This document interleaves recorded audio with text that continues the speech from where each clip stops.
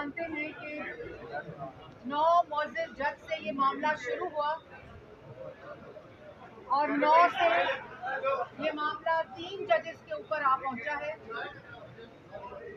और दूसरी तरफ 4 से 3, 9 से 3 और जस्टिस इजाजुल एहसन साहब जो पहले ही इस समाज के जो केस है उससे रिक्यूज कर चुके हैं।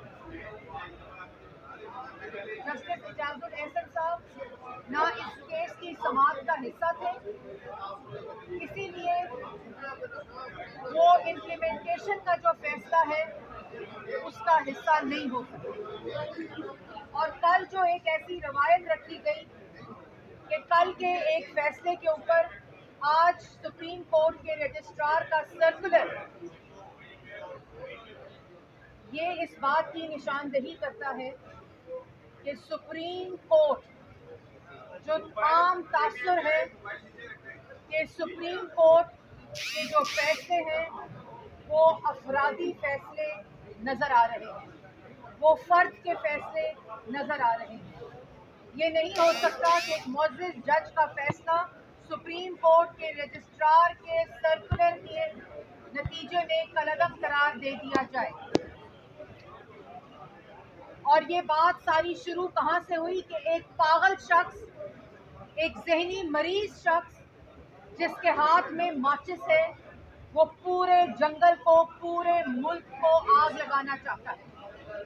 पहले कागज लहराकर साइफर की कहानी घड़ी, आइन तोड़ा, असेंबली तोड़ी, प्रेसिडेंट से आइन शिकनी करवाई, डिप्टी स्पीकर से आइन शिकनी कराई, स्पीकर से आइन शिकनी कराई और इसी सुप्रीम कोर्ट ने, फुल बेंच ने ये फैसला दिया कि ये आइन शिकन है, इसने आइन तोड़ा है। उसी शख्स ने पंजाब असेंबली तोड़ी, खैबर पख्तूनख्वा की असेंबली तोड़ी, क्योंकि वो जानता था कि वो पकड़ा गया है। वो उस आलमी साजिश के झूठ में पकड़ा गया है जो बाद में कहता है कि मोहसिन नकवी ने वो आलमी साजिश की थी। वो बाजवा साहब ने नहीं की थी, वो अमेरिका ने नहीं की थी, वो शहबाज शरीफ ने नहीं की थी, वो नवाज शरीफ ने नहीं की थी, वो मोहसिन नकवी ने की थी। जब वो दफन हो गया, लॉन्ग मार्च फेल हो गया, जेल बचो तहरीक फेल हो गई, पलस्तर उतरने का टाइम आ गया,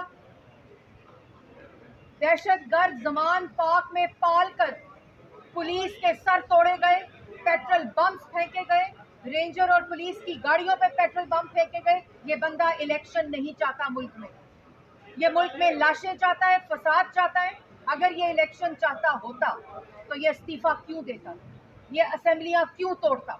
ये मुल्क में अफरा तफरी चाहता है, मुल्क में अनारकी चाहता है और उस शख्स के पागलपन को फैसिलिटेट करने के लिए, उसकी सहूलत कारी करने के लिए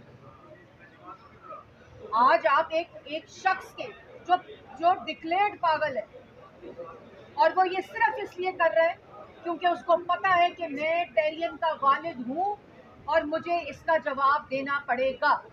मैंने फॉरेन फंडिंग की है, उसको पता है कि उसने ज़कात के पैसे प्राइवेट हाउसिंग सोसाइटीज़ में इस्तेमाल किए, उसने ज़कात के पैसे मनी लॉन्डर किए, उसने ज़कात के पैसे सियासत में लगाए, उसने अपने चपरासियों के ज़रिए, अपने ऑफिस बॉयज़ के ज़रिए मनी लॉन्ड्रिंग करके ज़कात के पैसों को ज़ाती इस्तेमाल में लाया। उसको ये बात पता है कि मैंने तोशा खाना में डाके डाले हैं, मैंने घड़ियाँ चोरी की हैं और इसी वजह से वो ये तमाशा लगाता है। लेकिन आज सुप्रीम कोर्ट के अंदर मुझे ये बताएं कि जो 9 बेंच ने समाअत सुननी थी, वो अगर 3 जजेस, अभी ये खबर आई है कि चीफ जस्टिस ने बेंच तश्कील दिया है जिसमें चीफ जस्टिस साहब हैं, जिसमें इजाजुल एहसन साहब हैं और जिसमें मुनीब अख्तर साहब हैं।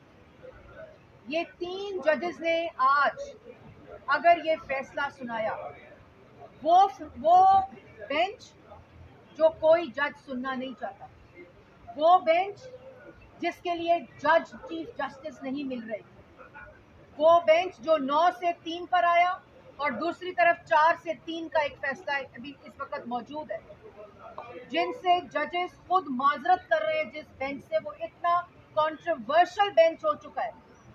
पाकिस्तान की आवाम ये देख रही है कि ये क्या हो रहा है, और वो जज साहब जो इस समात में मौजूद ही नहीं थे, इजाजुल एहसन साहब, जो इसकी समात के अंदर नहीं थे, वो इसकी इम्प्लीमेंटेशन बेंच में कैसे हो सकते?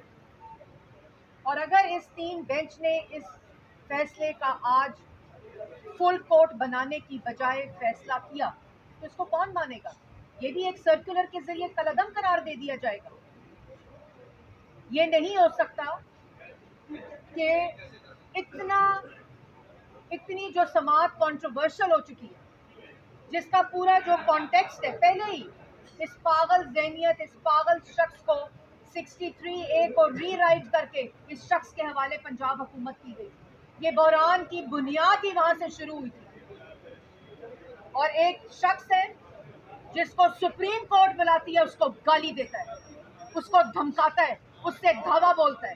हाई कोर्ट बुलाती है तो जुलूस लेकर जाता है कि मैं छोड़ूंगा नहीं, जज को गाली देता है, धमकाता है। सेशन कोर्ट बुलाती है तो जज को कहता है, ओ ज़ेबा जज, मैं तुझे देख लूंगा। जज के ऊपर, सुप्रीम कोर्ट के जज, हाई कोर्ट के जज, सेशन कोर्ट के जज के ऊपर एक शख्स हमला आवर है और उसको बेल रिलीफ मिलती है, उसको हर केस में रिलीफ मिलता है। और जो शख्स अदालतों के दरवाजे तोड़ता है, गेट तोड़ता है, धावा बोलता है, गाली देता है, धमकी देता है, आज उस पागल शख्स के लिए कोई फैसला भी आएगा तो वो कंट्रोवर्शियल होगा। और ये बात बड़ी कैटेगोरिक है कि 3 चीजें, ये समात 9 जजेस से शुरू हुई और 3 पर आ गई। दूसरी तरफ 4 से 3 का फैसला मौजूद है। तीसरी तरफ जज हजरात इस समात से खुद माजरत कर रहे हैं, खुद इससे रिफ्यूज कर रहे हैं। और चौथी बात कि पार्लियामान के अंदर जो बिल मंजूर हुआ है, वो बिल इस बात की निशानदही करता है कि ये एक बहुत दरीना मुतालबा था और ये एक ऐसी जो जस्टिस मंदोखेल का फैसला है कि ये जो 1 मैन का तासुर है, ये आमराना तासुर जो है, ये ख़त्म होना चाहिए। ये वकला बरादरी का भी था मुतालबा, ये बार काउंसिल्स का भी मुतालबा था, और ये आम शहरी का भी मुतालबा था कि अपील का हक होना चाहिए। जजेस की कमेटी को सुओ मोटो का फैसला करना चाहिए, जजेस की कमेटी को बेंच बनाने का फैसला करना चाहिए ताकि बेंच फिक्सिंग का तासुर खत्म हो। और मैं मुबारकबाद पेश करती हूँ तमाम लॉयर्स को जिनकी प्रोटेक्शन का बिल कल पार्लियामान से पास हुआ है, जो वजीर आजम ने वादा किया था।